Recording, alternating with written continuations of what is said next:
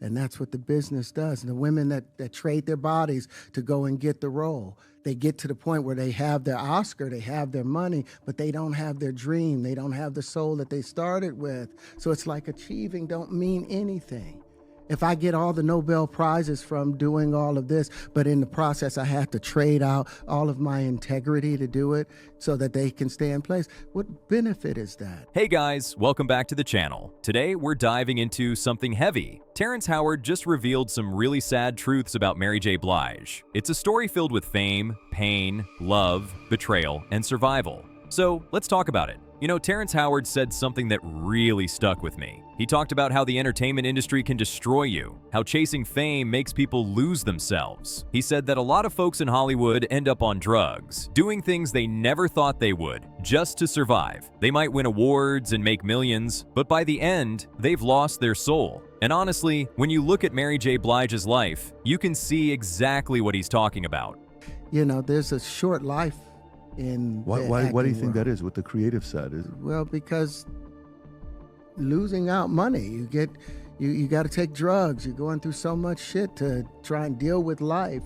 You are literally, it's an unhealthy space. And so eventually you're going to go too far, you know? And that's what the business does. And the women that trade their bodies to go and get the role, they get to the point where they have their Oscar, they have their money, but they don't have their dream. They don't have the soul that they started with. So it's like achieving don't mean anything. If I get all the Nobel Prizes from doing all of this, but in the process I have to trade out all of my integrity to do it so that they can stay in place, what benefit is that? Terrence even mentioned Diddy, saying that if he wasn't safe around Diddy, then how could Mary have been? He told a story about how Diddy invited him over, supposedly to talk about acting or music. But things felt off, like there were other motives at play.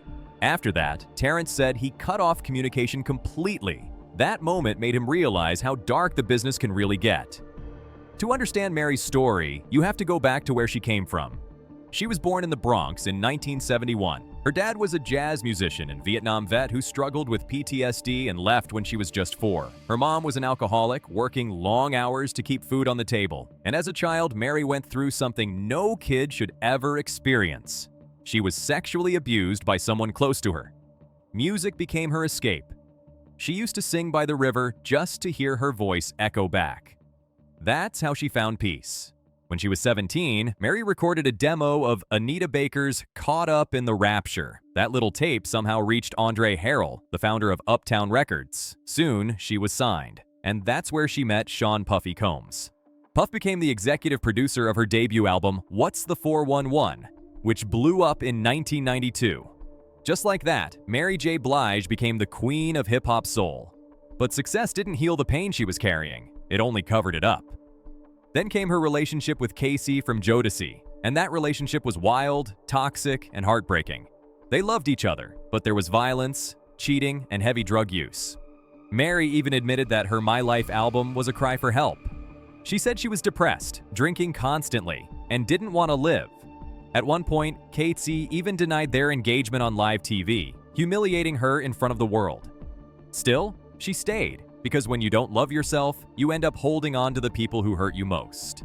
I've noticed, and I don't know if you've noticed the same, but when you look up pictures of Diddy's parties, one person that I seemingly see over and over is Mary J. Blige. And I know you were around her at one point. Do you think that she was just friends with Diddy like that, or do you think she was one of those party goers?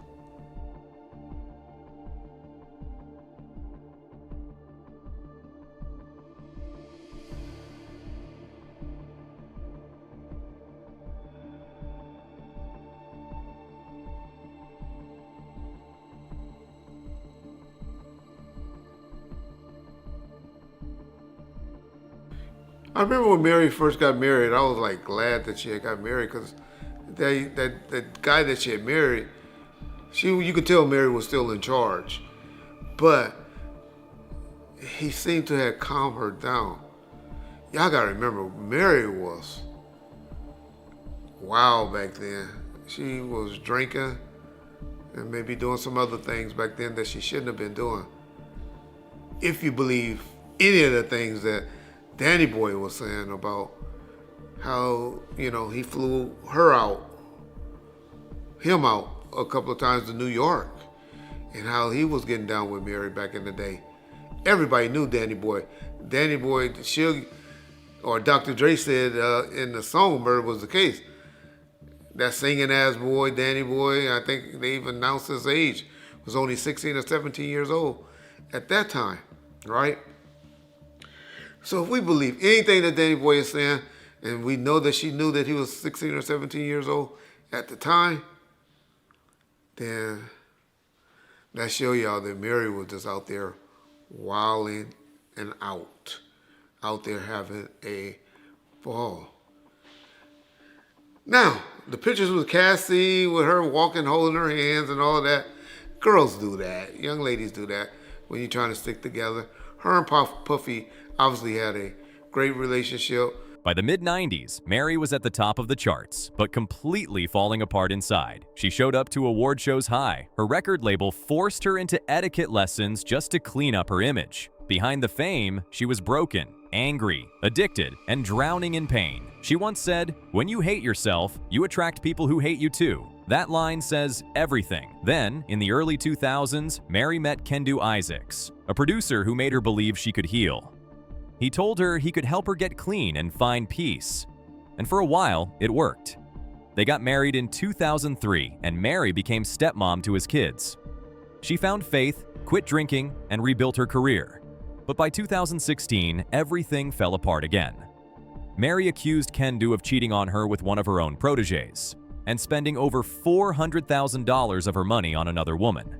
When she filed for divorce, Kendu demanded $130,000 a month in spousal support. He ended up getting $30,000. Mary later said, "I got played. I got suckered." Even after all that, Mary kept pushing. She made some of the best music of her life. She acted in Mudbound and even got nominated for 2 Oscars in 2018. She earned her GED, started a foundation for women, and kept going. Proof that you can rise again, no matter how hard you fall. But not everyone was rooting for her. Singer Jaguar Wright came out swinging, and her words were brutal. She called Mary a hood rat and accused her of blocking other artists' careers, including her own. Jaguar said that Mary used her industry power to make sure other singers never got their shine. She even claimed MTV had to fake applause during Mary's unplugged performance because the audience didn't clap. Jaguar insisted that record executives sided with Mary and that her own career was buried because of it. Now, whether Jaguar's story is true or not, one thing's for sure: Mary's life has been a constant fight. Terrence Howard sees her as a survivor of a toxic system that eats people alive. Jaguar Wright sees her as part of that same system, someone who learned to play the game. So, who's right? Is Mary J. Blige a victim of the industry or an enabler of it? Maybe the truth is somewhere in between. At the end of the day, Mary's story is proof that fame doesn't fix pain, it just hides it better. But despite everything she's been through, she's still standing, still singing, and still inspiring millions. What do you guys think? Was Terrence Howard right about the dark side of the industry? And do you think Mary J. Blige deserves sympathy or accountability? Let me know your thoughts in the comments below. Don't forget to like, share, and subscribe for more stories like this one. Thanks for watching, and I'll see you in the next video.